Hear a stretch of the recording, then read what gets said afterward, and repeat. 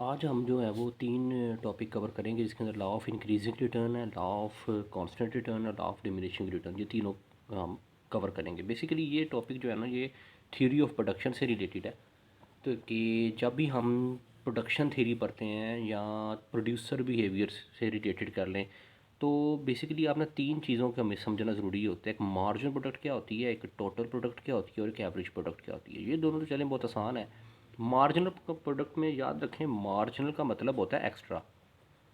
तो marginal product नाम से ही पता है कि एक्स्ट्रा प्रोडक्ट कौन बना कर देता है आपको? कॉमन बात है, आपका लेबर फैक्ट्री बना कर देता है।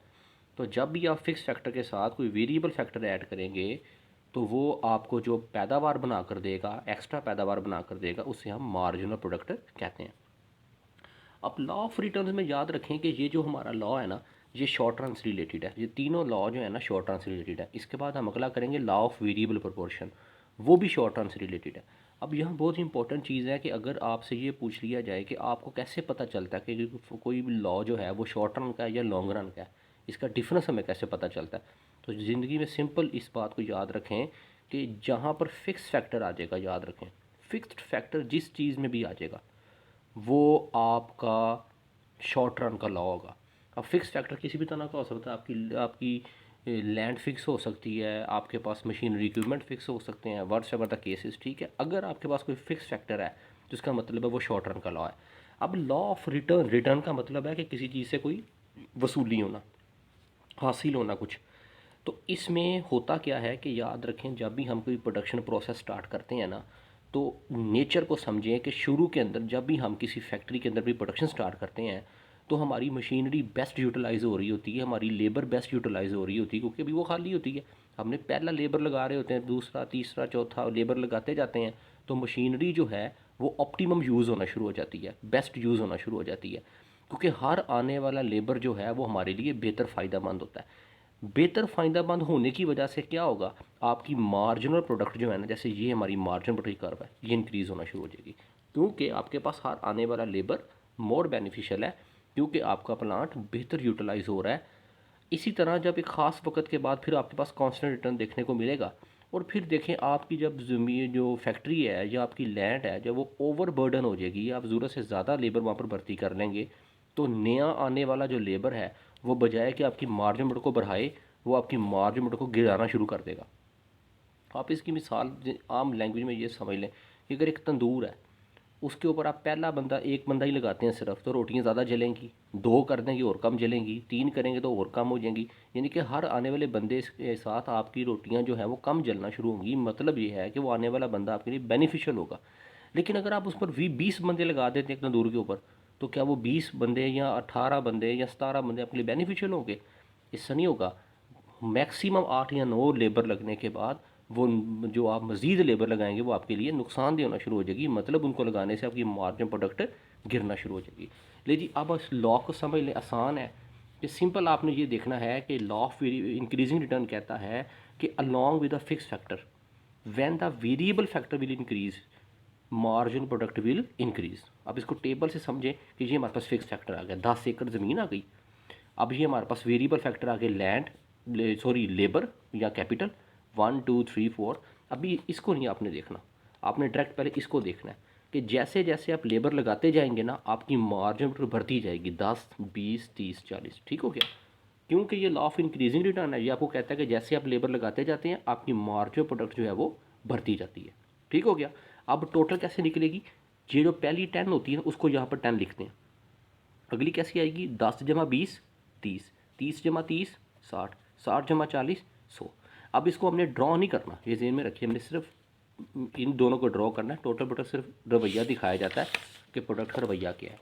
नहीं जी, अब उसके बाद आपने क्या करना है जी, इसकी डायग्राम बना लेनी है। यहाँ पर आपने अपनी मार्जिन प्रोडक्ट ले लेनी है, इधर आपने मार्जिन प्रोडक्ट ले ली, यहाँ पर आपने अपने वेरिएबल फैक्टर ले लिए, इसको आपने ड्रॉ कर लिया। अब इसकी कुछ अजम्पशंस होती हैं कि अजम्पशन के साथ साथ हमने पास पास कुछ चीज़ की ना एप्लीकेशन भी, अजम्पशन हमने ये जो पीछे आई थी ना, जैसे ये देखें यहाँ पर आपको मिल जाएगी। अब इसकी एप्लीकेशन देखें कहाँ होती है, बहुत इंपॉर्टेंट चीज़ है कि याद रखें जितना भी आपका ऑल दो all increasing return is applied on all sector, agriculture, industry वगैरह, लेकिन अगरचे हर एक पर नज़र आती है, लेकिन याद रखें इसका ताल्लुक ना इंडस्ट्री के साथ ज़्यादा होता है। इंडस्ट्री के अंदर आपको ये ज़्यादा देखने को मिलती है। क्यों मिलती है? कि वहाँ पर नेचर का रोल कम होता है।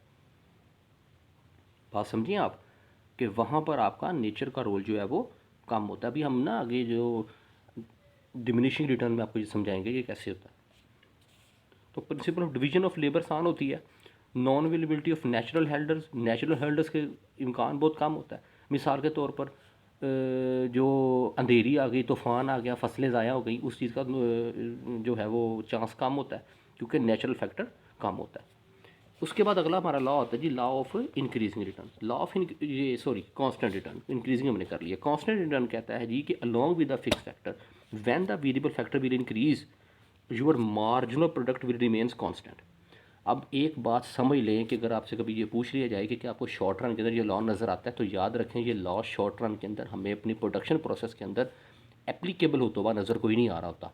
आप ये नहीं जज कर सकते कि किस मुकाम के ऊपर आपने लेबर लगाई तो वो आपके लिए इक्वल मार्जिन प्रोडक्ट दे रहा था, वो आपके लिए समझ लगे ना कि नया लेबर लगाने से आपकी मार्जिन प्रोडक्ट सेम हो गई।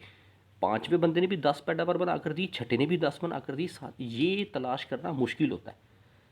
तो ये हमें शॉर्ट रन के अंदर ख़ास तौर पर नज़र नहीं आ रहा होता। तो फिर पढ़ते क्यों? हम पढ़ते इसलिए हैं क्योंकि याद रखें लॉन्ग रन के अंदर आपको ये ज़रूर नज़र आता है, क्योंकि लॉन्ग रन के अंदर आपकी जो LAC होती है वो फ्लैटर होती है।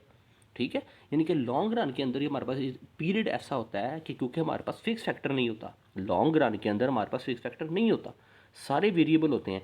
इसलिए आपको कांस्टेंट रिटर्न का जो पोर्शन है ना वो लॉन्ग रन में ईजीली नज़र आता है बनिस्बत के शॉर्ट रन के। ठीक हो गया? तो आप देखें जी, ज़मीन वैसे ही 10 एकड़ हो गई, वेरिएबल फैक्टर आपने लगाए, अब इसको भूल जाएं भी आप, तो मार्जिन सेम रखनी है 10 10 10। ठीक है जी, अब 10 पर 10 हो गई, 10 जमा 10 20, 20 जमा 10 30, 30 जमा 10 40। ड्रॉ आपको मैंने अगेन बताया, सिर्फ आपने मार्जिनल प्रोडक्ट को करना है। ये हमने 10 वैल्यू ले ली। अब पहले पर कितनी वैल्यू है? 10। अब पहले पर वैल्यू 10, दूसरे पर भी कितनी है जी? 10, तीसरे पे भी 10 है, चौथे पे भी 10 है, सबको मिलाई तो ये स्ट्रेट लाइन मिल गई हमें। ठीक है, इसी तरह इस लॉ का भी होल्ड वहाँ पर होता है जहाँ पर नेचुरल फैक्टर और human factor approximately equal role play कर रहे होते हैं। ठीक हो गया? जैसे कारपेट की कंपनी हो गई, वो खड्डी बनाने वाले हो गए, कपड़े भी बनाते हैं खड्डी के ऊपर। अब हमारा नेक्स्ट टॉपिक आ गया जी, लॉ ऑफ डिमिनिशिंग रिटर्न। बहुत इंपॉर्टेंट जी लॉ है जी ये। अभी हमने जब लास्ट लेक्चर में आपको समझाया ना कि YAC इज़ यू शेप, उसके अंदर ये तीनों अप्लाई हो रहे हैं। आप पहले वो सुन लें तो उसके बाद आपको ये क्लियर हो जाएगा कि ये कैसे अमल हो रहा है। तो लॉ ऑफ डिमिनिशिंग रिटर्न क्या कह रहा है जी? कि सिंपल कि having fix factor when the variable factor will tend to increase your marginal product will tend to decrease.